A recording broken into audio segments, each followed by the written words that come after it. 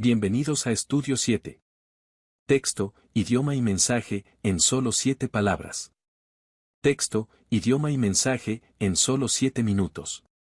En esta ocasión damos inicio al mensaje a la séptima iglesia de Apocalipsis, a la iglesia de la Odisea. Apocalipsis 3:14 dice, escribe al ángel de la iglesia en la Odisea, el Amén, el testigo fiel y verdadero, el principio de la creación de Dios, dice esto. El apóstol inicia, como en las 6 iglesias anteriores, registrando la instrucción que se le da en cuanto a escribir al ángel o encargado de la iglesia en turno. Solo que, esta vez, quien se lo pide es llamado el Amén.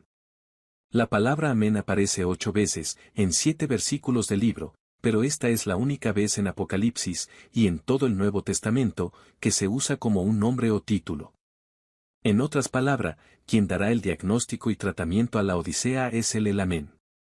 Como seguro recuerdas, la forma en la que Cristo se presenta a cada iglesia se caracteriza por retomar rasgos mencionados ya en la descripción que se hace de él en el capítulo 1. Sin embargo, aunque la palabra Amén se usa 2 veces en dicho capítulo, ninguna de estas se emplea para describir a Cristo. Caso diferente es el del título testigo fiel, ya que este sí aparece en Apocalipsis 1, verso 5. En el caso del tercer título, en donde se utiliza el adjetivo verdadero, puede verse que Apocalipsis 3 verso 14 contiene la segunda vez en la que se describe a Cristo de esta forma.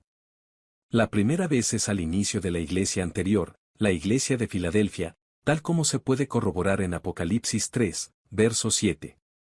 Ahora, siendo que la palabra amén equivale, en hebreo, tanto a fiel como a verdadero, podemos concluir que estos 3 títulos, amén, testigo fiel y verdadero, son, en realidad, sinónimos que denotan una misma característica. Pero definitivamente, no parece ser el caso del cuarto título mencionado en nuestro texto, el título del principio de la creación de Dios. Este último título es el que probablemente nos llama más la atención, debido a sus implicaciones cristológicas. ¿Pretende este título aclararnos que Cristo es el primer ser creado y que, entonces, no es eterno como Dios el Padre?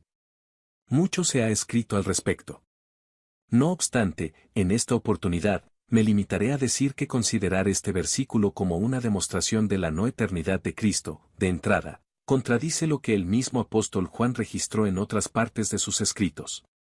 Cristo no fue creado, Él es el origen de la creación de Dios, conclusión que se desprende, inicialmente, de saber que la palabra griega, arge, no solo significa principio, sino también origen.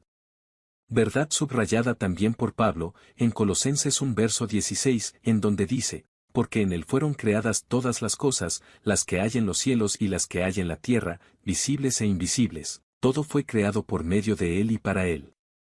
Asumiendo en todo momento la verdad bíblica de la eternidad y del poder creador de Cristo, te cuento que existe la posibilidad de entender el título, principio de la creación, de otra forma.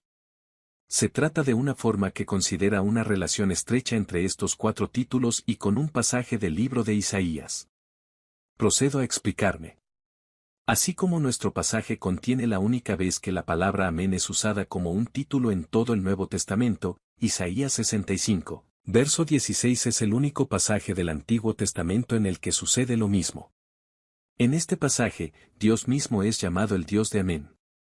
Algo que, lamentablemente para nuestro análisis, no es visible en la traducción hecha en la Reina Valera, pero que ciertamente se basa en la doble mención del título Amén, que se hace en el texto hebreo de este versículo. Isaías 65 verso 16 dice, el que se bendiga en la tierra, en el Dios de verdad se bendecirá, y el que jure en la tierra, por el Dios de verdad jurará.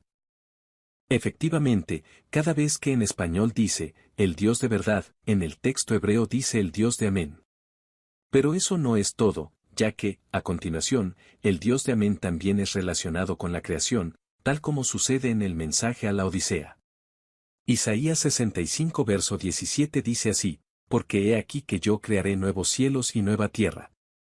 De esta forma, al asemejar al Amén de Apocalipsis con el Dios de Amén, de Isaías, Juan estaría describiendo al emisor del mensaje a la séptima iglesia, no solo como el creador de este planeta, sino como su recreador, como aquel que hará posible la existencia de un cielo y una tierra nueva, conceptos mencionados igualmente en Apocalipsis, solo que en el capítulo 21.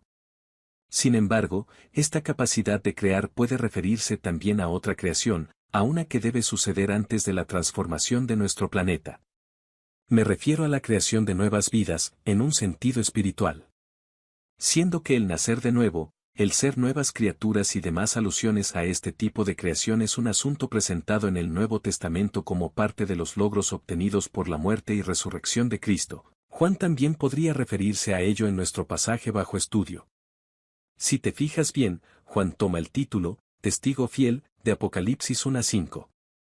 Pero, en este texto, la expresión testigo fiel no va seguida por el título, verdadero, ni por el de principio de la creación, como en Apocalipsis 3:14, sino por el título, el primogénito de los muertos. Característica mencionada igualmente por Pablo, en Colosenses 1, verso 18. Pasaje cuyo contexto, coincidentemente, describe a Cristo como el origen de la creación, Colosenses 1 verso 16, incluso, como el primogénito de toda creación, Colosenses 1, verso 15.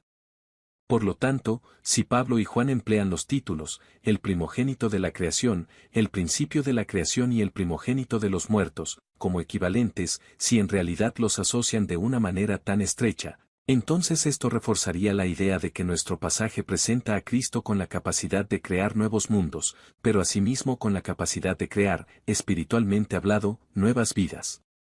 El resto del mensaje a la Odisea nos mostrará, sin duda, la necesidad que ésta tiene de la pronta y plena intervención de una capacidad creadora semejante. En consecuencia, tomar por válida esta asociación y conclusión no es algo que contradice la interpretación más común del título, el principio de la creación, la cual considera a Cristo como el origen de la creación de este mundo. Lejos de contradecir tan significativa verdad, esta forma de entender el pasaje, más bien, la amplía y la profundiza. El mensaje en 7 palabras, para esta ocasión, es el siguiente: Jesús puede crear, ¿le estás permitiendo recrearte?